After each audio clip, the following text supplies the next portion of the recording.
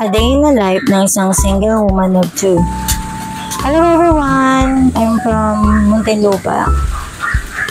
Bali, isang single woman ako ng dalawang maliliit na chickening. I have 5 years old and a 4 months old. Yes, you heard it right. 4 months pa lang siya. And sobrang haba ng story, pero siguro ang masasabi ko na lang is sa sobrang haba ng pinagdaanan at sa hirap ng pinagdaanan ko, masasabi kong I am a top single mom. I do everything just to recover sa pinagdaanan ko. Pero alam nyo, sa araw-araw ng buhay ko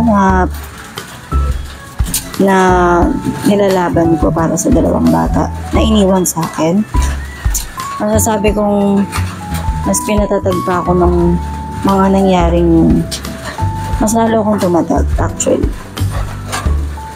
I came from a broken family, pero hindi ko inaasahan na ganun din pala yung kahihitnatan ng buhay ng mama. Pero it's okay. Sabi nga nila, hindi naman ibibigay sa'yo lahat ng pagsubok na pinagdadaanan mo sa buhay kung hindi mo kinakakayanin. Masaya naman kami. Masaya kami actually. Sobrang happy ng life naming tatlo. Tsaka sobrang saya ng support system ko.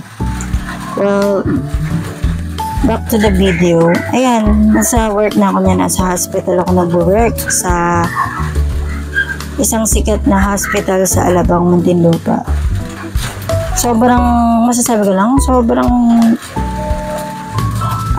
daming ginagawa sa hospital. Sa mga gusto magtrabaho sa hospital, siguro kailangan mo lang ng mahabang pasensya kasi although sa lahat naman ng trabaho is mahirap, pero siguro sa almost 3 years ka dito sa hospital, mahirap talaga siya kasi iba't ibang concerns, iba't ibang kailangan mong i-solve na problem dito. I am a pharmacy assistant.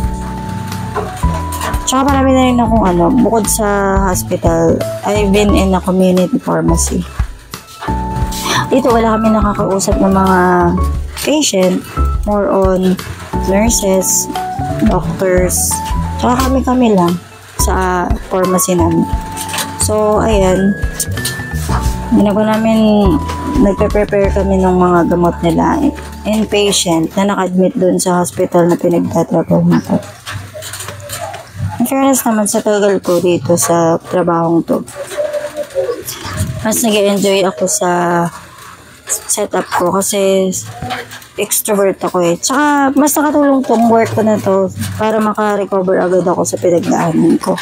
And I am very thankful sa mga ka-work, sa mga friends and family ko, lalong-lalo na sa mga work ko. Like, grabe.